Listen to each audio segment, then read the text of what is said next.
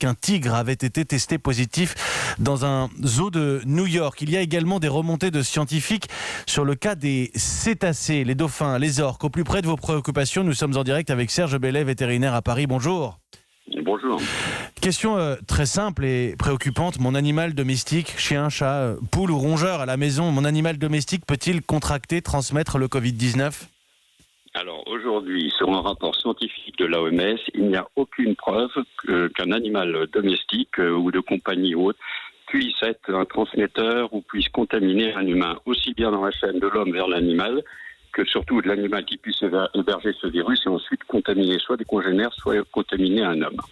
Ça, c'est important de le souligner et c'est, si j'ose dire, en l'état des connaissances.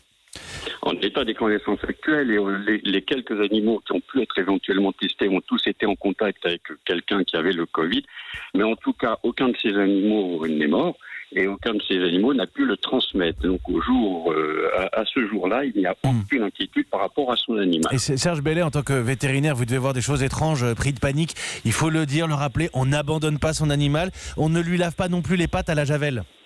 Alors, sur les quelques informations qui ont été faites sur cette éventuelle contamination par les animaux, il y a effectivement beaucoup d'abandons et la SPA, moi qui étais ancien président de la SPA, lance son appel pour qu'on puisse à nouveau rouvrir les refuges pour pouvoir faire adopter des animaux parce que les refuges sont pleins.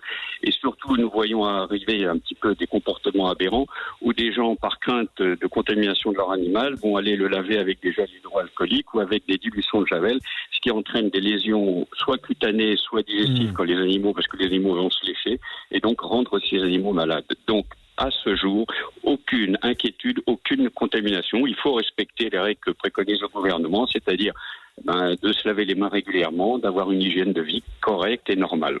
Respecter les préconisations et puis écouter vos conseils de professionnels aussi. Merci Serge Bellet.